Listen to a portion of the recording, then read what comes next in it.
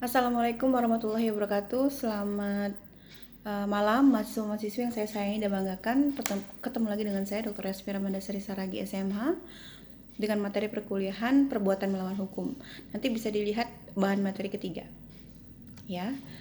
Oke, kita membahas mengenai kriteria perbuatan melawan hukum. Jadi ada 4 kriterianya, yaitu yang pertama adanya suatu perbuatan. Jadi suatu perbuatan melawan hukum diawali oleh suatu perbuatan dari si pelakunya. Umumnya diterima anggapan bahwa dengan perbuatan di sini dimaksudkan baik berbuat sesuatu atau aktif ya, maupun tidak berbuat sesuatu atau pasif. Oleh karena itu terhadap perbuatan melawan hukum tidak ada unsur persetujuan atau kata sepakat ya, dan tidak ada juga unsur kausa yang diperbolehkan sebagaimana terdapat dalam kontrak ya. Jadi tentunya tidak ada unsur ya untuk persetujuan atau kata sepakat ya. Kemudian yang kedua, perbuatan tersebut melawan hukum terdiri atas yang A, perbuatan yang melanggar undang-undang yang berlaku. Jadi yang melanggar hak orang lain yang dijamin oleh hukum si pelaku, ya. Kemudian yang B-nya perbuatan yang bertentangan dengan kewajiban hukum si pelaku. Kemudian yang selanjutnya perbuatan yang bertentangan dengan kesusilaan. Lalu perbuatan yang bertentangan dengan sikap yang baik dalam bermasyarakat untuk memperhatikan kepentingan orang lain ya. Ini bahasa Belandanya panjang ya Bapak Ibu, nanti coba dilihat ya di bahan materi kita. Kemudian yang ketiga, adanya kesalahan dari si pelaku. Jadi agar dapat dikenakan pasal 1365 KUH Perdata tentang perbuatan melawan hukum, undang-undang dan jurisprudensi mensyaratkan agar pada pelaku haruslah mengandung unsur kesalahan ya dalam melaksanakan perbuatan tersebut. Dengan dicantumkannya syarat kesalahan dalam pasal 1365 KUH Perdata, pembuat undang-undang berkehendak menekankan bahwa pelaku perbuatan melawan hukum hanyalah bertanggung jawab atas kerugian yang ditimbulkannya apabila perbuatan tersebut dapat dipersalahkan padanya. Jadi itu tujuannya ya, supaya hanya kerugian yang dibebankan kepadanya. Lalu yang keempat, adanya kerugian bagi korban. Adanya kerugian bagi korban ya juga merupakan syarat agar gugatan berdasarkan pasal 1365 KUH Perdata atau BW ya, Burgerlijk Wetboek, dapat dipergunakan.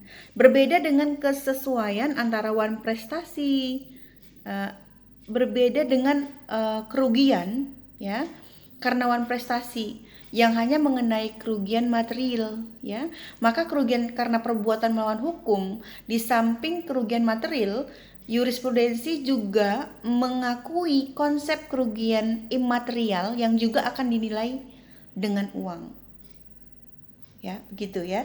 Jadi mesti harus ada kerugian ya. Jadi berbeda dengan kerugian yang wan prestasi ya, yang hanya mengenai kerugian material saja gitu. Tapi ternyata ada imaterial juga yang perlu diperhitungkan.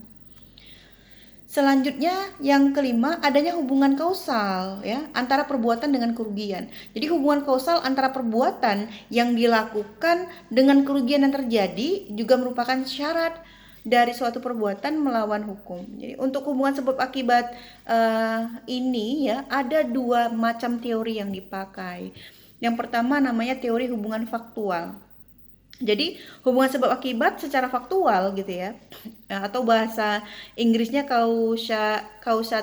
causation in fact ya, hanyalah merupakan masalah fakta atau apa yang secara faktual telah terjadi. Setiap penyebab yang mengakibatkan timbulnya kerugian dapat merupakan penyebab secara faktual ya, asalkan kerugian atau hasilnya tidak akan pernah terdapat tanpa penyebabnya ya. Dalam hukum tentang perbuatan melawan hukum, sebab akibat jenis ini sering disebut dengan hukum mengenai sine qua non ya. Jadi von Burt's-nya ini merupakan salah satu ahli hukum Eropa kontinental yang sangat mendukung ajaran akibat faktual ini. Ya, jadi istilahnya apa? Istilahnya sine qua non. Ya, dari teori hubungan faktual.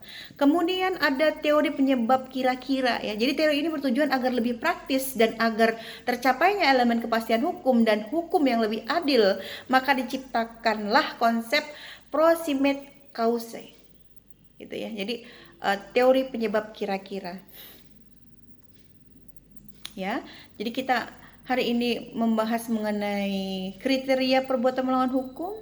Kemudian ada dua teori yang kita bahas di sini, ada teori hubungan faktual atau sine qua non.